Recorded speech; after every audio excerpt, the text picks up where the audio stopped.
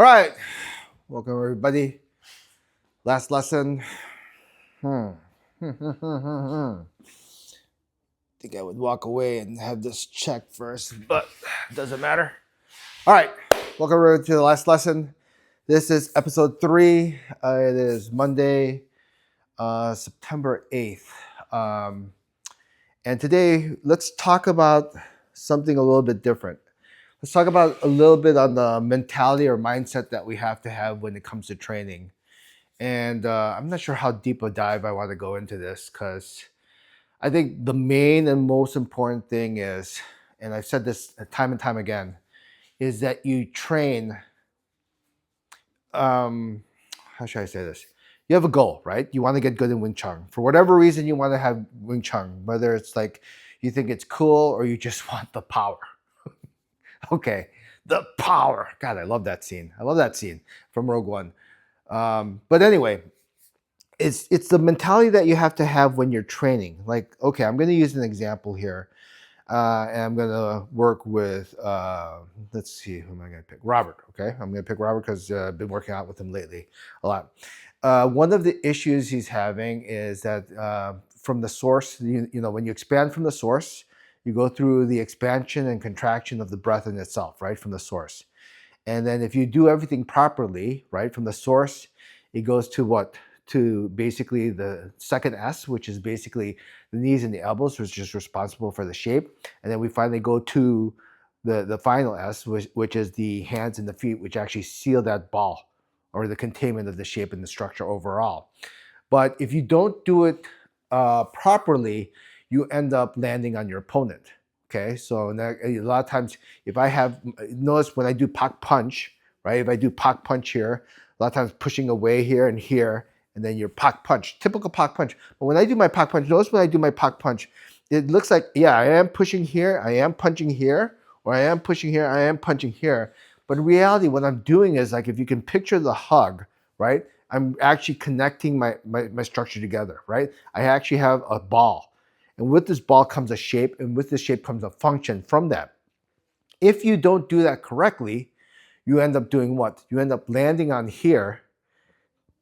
That means my Paksao hand ends up on whatever hand he gets on, and this is my hip. But actually, so in essence, you end up with two separate techniques, a left and right side. At no point when I'm actually using my Wing Chun is there actually a distinguisher between left and right, actually, because I have a functional source that works together. When I have, that means that this shape that I have has a functional shape. I meant this actually, when you make the shape to a ball and seal it, when you look at the ball, it's just a ball. I'm not touching the left side or the right side of the ball. It's all even, right? And that's one of the most important things that comes from it, from creating the ball. So he's been ending up landing on my hand. When you land or when you don't seal the ball, you end up landing on your opponent. Either you land on him or he lands on you. And what's the problem with that is that when you land on someone, you become who is it? Don't be the cup, be water, right? Because water can be anything. You put water in a cup, it becomes a cup, all right? Remember, you put water in whatever, a bowl, it becomes a bowl. So be, like my friend says, be like water. You become like water, guess what? You're going to be a fucking bitch. That's the bottom line, because you conform. When you conform to what's around you, you just become someone's bitch. And Jet Li said it best, I'm nobody's bitch. Okay? Wing Chun is the other way around. I have it set so you conform to me, not the other way around. Okay, but if you end up landing on somebody, guess what? Your shape, which has all the functions that you need, no longer exists. You are basically conformed to that individual. Okay, so how does this go about back to our training process? Common thing that people do when you're having that issue is like, okay, don't land, right? Don't land. Don't end up chasing his hands. And the problem is, and I send this to you guys every so often, some videos, it's like the mind, the most important rule you can have is be very, very aware, be very careful of your thoughts, right? Because if you train to avoid mistakes, you're going to make the mistakes. Like in a fight situation, the thought mentality is, there's my target. I'm going to get to the target and that's all I care about. Really, that's literally. But if you train in a fight, block, jab, miss, have a technique, that's what you're gonna go, and that's what you're gonna develop. So the training process is be aware of what you're doing and just work on the progress of what you need to do. If the process is you keep landing, don't be like, oh frick, don't land on somebody. Don't land on somebody. You are gonna land. No matter what you do, no matter how long you train, you will always freaking land. Even if you train diligently for 5, 10, 6 months, a year, and so forth, if the thought process that you're developing and wiring in your head is, okay, don't land, you're gonna land. So how does he avoid this mistake? As far as that, you have to train all the time. What are you doing? If you have to repeat yourself, okay, I'm doing it not to avoid the mistake. I'm doing just the process. I don't fear. You want in the end, the detachment that you're seeking for is not looking for right or wrong, really. It's looking at just what is the process that I need to do to get to my goal. So if I'm basically expanding from the shape, from the source, going to the shape and then sealing it, that is what I'm looking to develop every single time. I'm not too concerned with like, okay, oh shit, I chased here. No, even if I go like, let's say I do a motion, like I do pack punch, I go, shoot, I chase. Don't worry that you did that. Don't think like, oh frick, right, god damn it, I know not to shoot out like that, not to overexpand like that. Don't worry about that. What you want to do is, okay, if I'm going to walk through the process, okay, from here I'm going to do pack punch from the source. I feel the source to my elbow and then seal the ball. That's it. Mentally walk through it. Mentally, you can even talk your way through that. But don't be like, okay, same process. What is the process? All I care about the process. I don't care so much that am I doing it right or wrong. If you understand the process and fully know what you're supposed to do step by step, you'll do it right. Okay, so that's why same thing. I'm not too concerned about avoiding the mistake. I'm not too concerned being like, this is right, and I'm judging myself. I'm just like, okay, what are the key steps that I need to do? Like if you're making a recipe, if you follow the recipe, this step, just follow it exactly. That's all you care about. Did I follow it exactly how I'm supposed to do?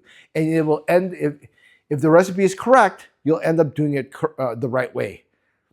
Okay? So don't be so concerned. I got to do it right. I got to do it wrong. Don't worry about that. Just be like, okay, from the source, I feel the elbows and the knees, and then I seal it. Not only do I seal it, that's it. Okay, what's that feel like? All right, so so first you have to walk yourself through each individual step. Okay, source, elbow, let it expand. I feel it to elbow and knees, and then I seal that and seal that. What is the feeling? After I seal it, boom, I seal it, and then the body relaxes. Okay, what does that feel like? After you get the step by step, all right, and we talked about this earlier in episode 1 regarding the rhythm, right? The breath, the rhythm, and so forth. You're like, 1, knees, elbows, and then boom. And then you go over it again. Okay, telling the body, okay, this is what I'm looking to do it, and it feels like a hug, doing it over. Then after you get that feeling of like commanding your body what to do, then you look for it like, okay, 1, 2, 3. 1, 2, 3. Okay. Then after you do that, then you feel like the rhythm, right? What's the breath? It's like, okay. I think I feel how that's done, right? Let me try again. Okay, expanding. Okay, and now the way I'm doing it, I'm over exaggerating, so you can see like how one way is like a technique where I'm like breaking it down, which is okay because you're trying to break it down and then go boom. The other way is like even from this initial motion.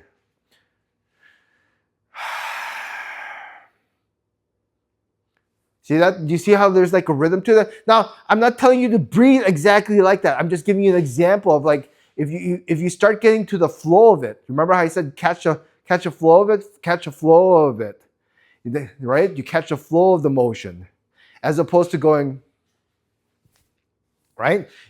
if you catch the flow and you start getting the beat, you'll be like, oh wow. Like that's why you can like listen to music, right? If you hear something and it's like choppy and you're like, okay, but you hear bits and pieces. But when you hear the music, there's a rhythm to it and it's easier for you to follow. Same thing for the learning process when you're working on it. Yeah, you have to break it down in the beginning, but once you're like, okay, instruct it properly, what's the rhythm? The rhythm, right? There's a rhythm, there's a beat to how the breath actually works and syncs everything together.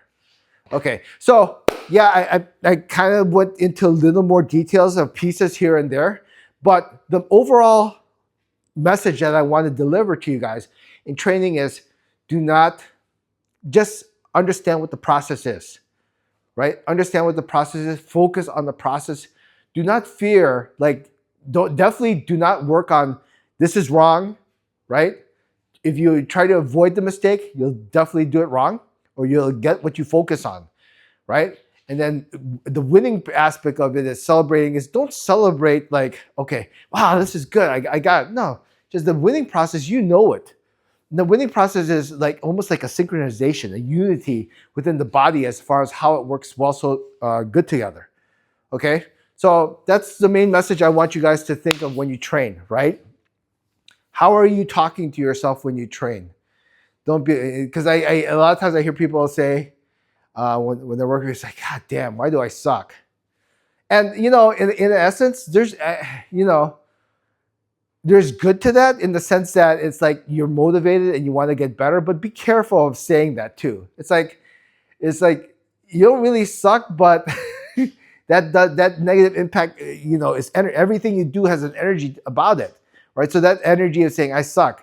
No, I was like, okay, let's work on this. Let's concentrate this. But I'm very cautious to be, while I push myself, I'm very cautious to say something detrimental to myself, regardless if it's true or not, right? It's like, oh, I suck. No, I need to improve on this. Maybe is a better way to look at it as opposed to saying, all right, I suck dick. Right? All right, you know what I'm talking about. Just having some fun here. Okay, anyway, practice. Not just practice. Everyone practices. Practice. Know what you're practicing and continue.